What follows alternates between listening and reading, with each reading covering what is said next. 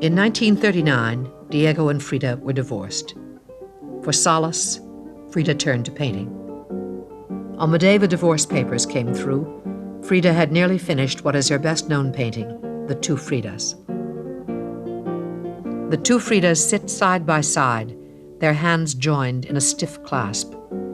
The Frida on the right, the loved Frida, wears Mexican clothes. Her skin is dark, her heart is whole.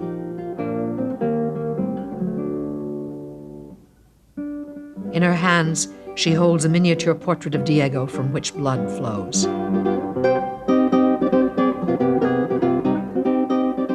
The unloved Frida on the left wears a white Victorian dress. Her lace bodice is torn, exposing a broken heart.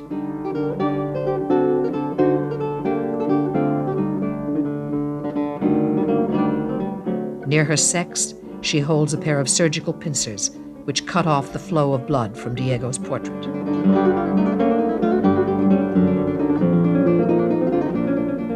In a 1940 self-portrait, Frida amplifies her personal misery by giving it Christian significance.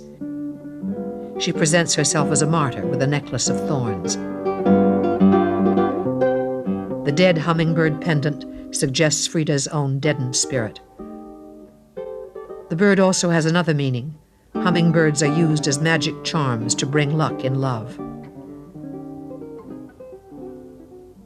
In 1940, she painted Self-Portrait with Cropped Hair, in which she sits in a Mexican chair in the midst of a large expanse of reddish-brown earth that is covered with strands of her hair. She is dressed in a man's suit that is so large it must be Diego's. She sits with her legs apart like a man. A lock of hair hangs between her legs like a murdered animal. She holds a scissors near her sex. At the top of the painting are the words of a song.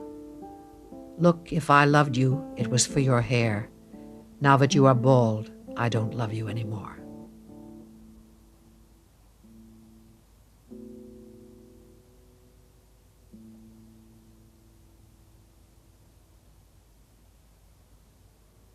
However, despite difficulties, there was an abiding love between Diego and Frida.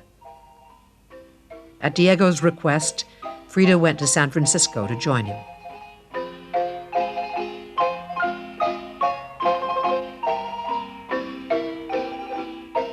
On December 8, 1940, Frida and he were married for the second time. They returned to Mexico and began life together again. Their reconciliation settled into a comfortable, reasonably happy pattern. Frida painted in the mornings and spent much of the rest of her time finding ways to make life convenient and pleasant for Diego.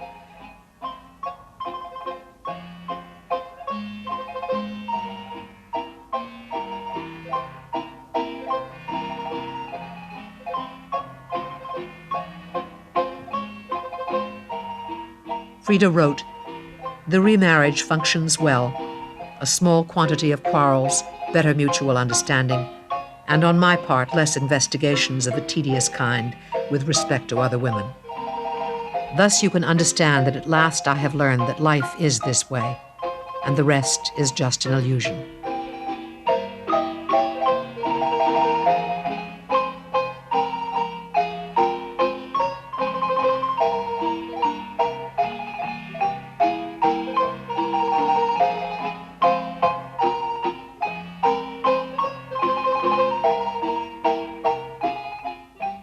Self-Portrait with Braid can be seen as a comment on her remarriage. The hair strewn all over the ground in the earlier portrait has been gathered, braided, and shaped into a pretzel on top of Frida's head. A reaffirmation of the femininity that she had denied. In Self-Portrait as a Tijuana, 1943, Frida's love and longing for Diego made her deck herself in the headdress of the women of Tehuantepec, with its bridal ruffles and veils. Framed with a starched white lace, her face looks perverse, a beautiful carnivorous tropical flower. White threads from the headdress intertwine with the black tendrils that spring from the veins of leaves adorning her hair. Like a female spider peering from the center of her web, Frida seems to have trapped her thoughts of her mate in the form of a miniature portrait of Diego.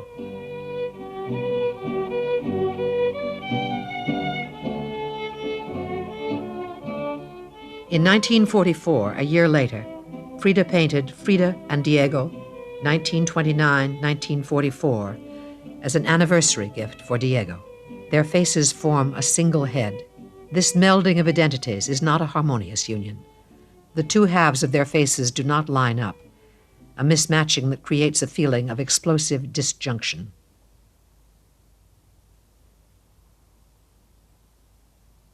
Frida painted another self-portrait in which she wears a Tijuana headdress in 1948.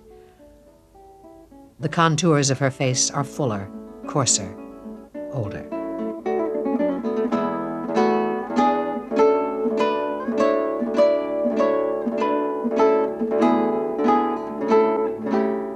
Frida's despair intensifies in Diego and I, the one painting in which she comes close to letting go of her mask of impassivity.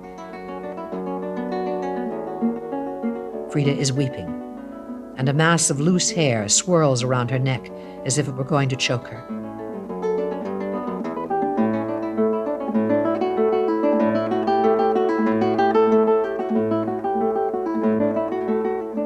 A small portrait of Diego rests upon Frida's eyebrows. Diego was the constant intruder into her thoughts.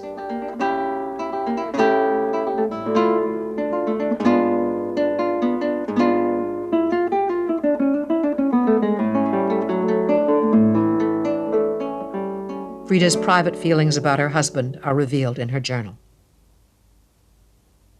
I love Diego, no one else. Diego, I am alone. My Diego, I am no longer alone. You accompany me. You put me to sleep and you revive me.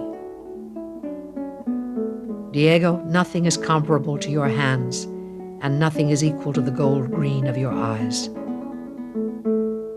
My body fills itself with you for days and days. You are the mirror of the night, the violent light of lightning, the dampness of the earth. Your armpit is my refuge. My fingertips touch your blood.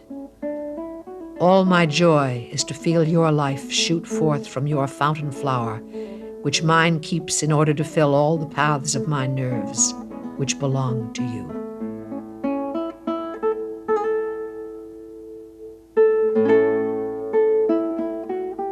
She took on a more and more motherly role in relation to him. There was much of the little boy in Diego. Frida discovered that by mothering him, she could tie him to her emotionally.